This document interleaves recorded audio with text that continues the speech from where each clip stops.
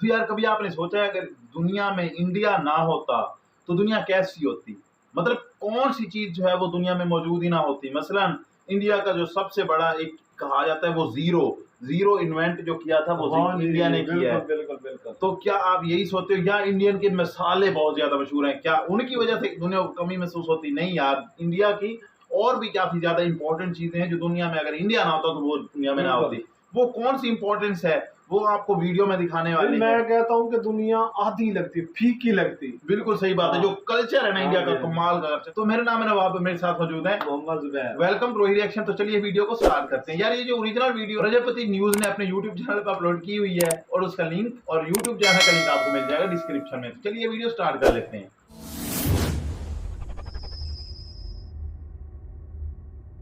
दोस्तों एक बार फिर से स्वागत है आपका प्रजापति न्यूज में।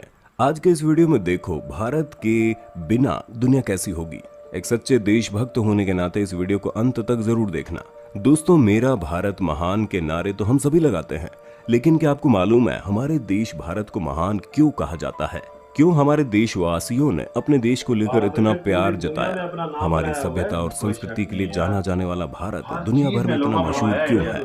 ऐसे में क्या कभी आपने ये सोचा है अगर दुनिया के नक्शे में भारत गायब होता है, यानी कि भारत होता ही ना, तो दुनिया कैसी होती?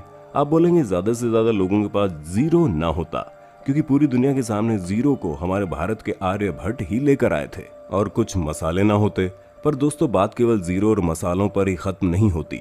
हमारे भारत ने दुनिया को बहुत कुछ दिया है, जिसे जानकर आप हैरान हो जाएंगे।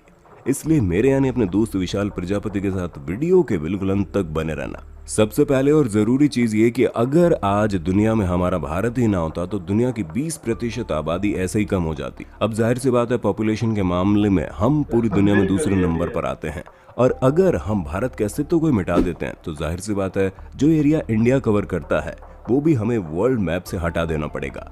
जिसका साफ मतलब ये हुआ कि हमारी पृथ्वी से 4.4 मिलियन स्क्वायर किलोमीटर का एरिया ऐसे ही खत्म हो जाएगा। जिसका साफ मतलब ये हुआ कि हमारी पृथ्वी से 4.4 मिलियन स्क्वायर किलोमीटर का एरिया ऐसे ही खत्म हो जाएगा। वैसे ये तो हम आज के इंडिया की बात कर रहे हैं, क्योंकि पहले तो इंडिया इतना छोटा नहीं था।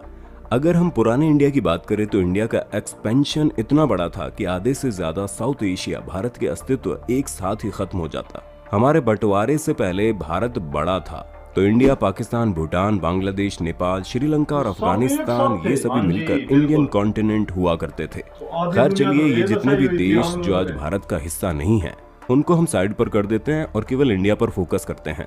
दोस्तों अगर इंडिया ना होता तो दुनिया एक बहुत ही महत्वपूर्ण चीजें हिस्सा भी ना होती, और वो कुछ और नहीं बल्कि हिमालय है। जी हाँ, हिमालय का एक बहुत बड़ा हिस्सा भारत में ही आता है, और अगर हिमालय ना होता तो काफी सारे देशों में अकाल पड़ा होता, क्योंकि हिमालय के पर्वतों से बड़े बड़े देशों की 19 नदियां बहती हैं, और यदि नदियां एशियन कॉन्टिनेंट के कई सारे देशों को पानी देने का काम करती है, और हम हिमालय में पाई जाने वाली जड़ी बूटियों को कैसे भूल सकते हैं? हिमालय में 1748 मेडिसिनल हर्ब्स मौजूद हैं, जिनकी मदद से कई बीमारियों की दवाइयां बनाई जाती है। अच्छा चलिए बताइए, अगर इंडिया ही ना होता तो इंडियन ओशियन का नाम क्या होता? क्या पैसिफिक ओशियन और अटलांटिक ओशियन इंडियन ओशियन को अपने नाम के अंदर निगल जाते?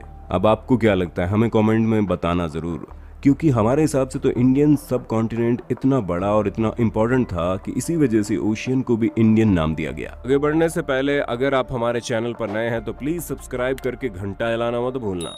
ऐसा करने से आप पर कृपा आनी शुरू हो जाएगी। ट्राई करो, इट्स वर्क। दोस्तों अगर देखा जाए तो जीरो की कोई वैल्यू नहीं है, लेकिन इसने हर एक चीज की वैल्यू बढ़ा भी दी है। तभी तो अगर आज दुनिया में जीरो ना होता तो आज हम जिस तरह की जिंदगी जी रहे हैं वो कभी जी नहीं पाते। फिर चाहे वो मैथ की कैलकुलेशन हो या फिर पैसे का लेन देन, फिजिक्स केमिस्ट्री का जो बुरा हाल होता तो क्या बताएं, जहां बहुत सी ऐसी इन्वेंशन थी जिन्हें करना नामुमकिन हो जाता। अब आप खुद ही सोचिए, अगर जीरो ना होता तो हम 1 से लेकर 9 तक ही नंबर बता पाते, या फिर हम रोमन लेटर इस्तेमाल कर रहे होते, जो कि अपने आप में बहुत ही मुश्किल होते हैं।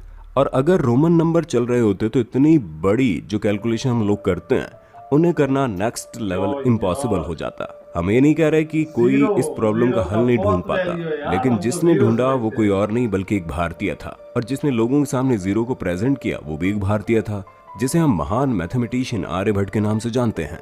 पर दोस्तों बात केवल जीरो पर ही खत्म नहीं होती। बल्कि अगर भारत ना होता तो Thomas Alva Edison, Newton, Tesla भी अपनी खोज न कर पाते।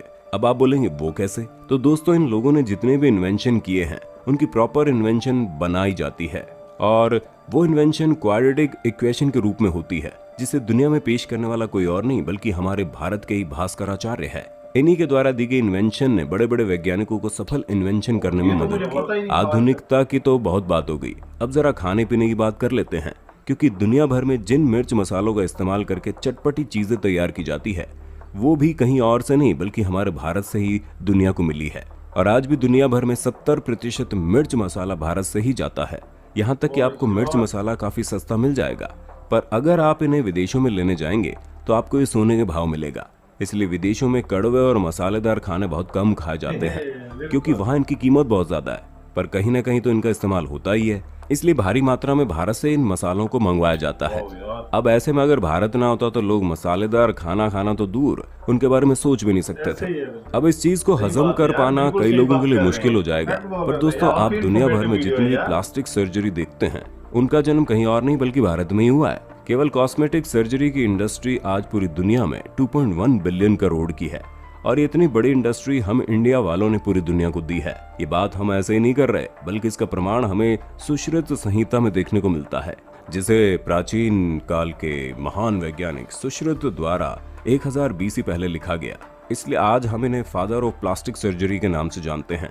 उन्होंने अपने किताब में प्लास्टिक सर्जरी के पूरे प्रोसेस के बारे में बताया है, जहां अपने मरीजों की नाक से लेकर उनके स्किन ट्रांसप्लांट तक हर एक तरह की प्लास्टिक सर्जरी करते हैं। और अब प्लास्टिक सर्जरी का केवल कॉस्मेटिक पर बस नहीं होता, बल्कि इससे लोगों की जान बचाई जाती है।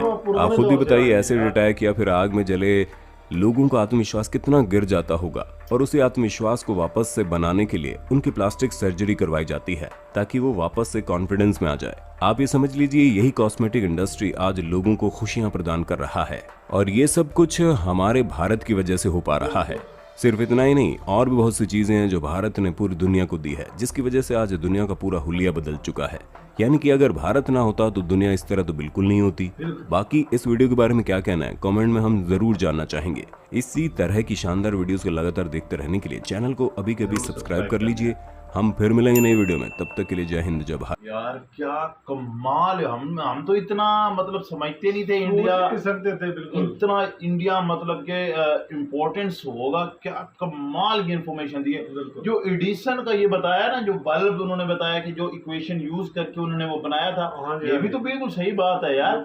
अगर वो इक्वेशन ही ना होती तो एडिसन कैसे कैलकुलेशन करते और कैसे जो है वो आगे उसको मुकम्मल करते इतने बड़े प्रोजेक्ट को। जितना वो एडिसन नहीं बल्ब बनाया ना, पूरी दुनिया को रोशन तो उसी ने किया। अगर हम ये वीडियो बना रहे हैं तो उन्हीं के बनाए हुए बल्ब के नीचे बैठे हैं, तो इनडायरेक्टली उसका क्रेडिट हम इंडिया को दे सकते हैं, जिस तरह उन्होंने मतलब कि वो इक्वेशन बनाई। बिल्कुल उनका हक बनता है भाई उन्होंने। हाँ जी। और यार जो जीरो का उन्होंने कंसेप्ट दिया कि हम 1 से 9 तक तो जा सकते, इसके आगे जाते ही ना, क्योंकि 9 के बाद 1 और फिर 0 तो साल लगाना ही पड़ेगा।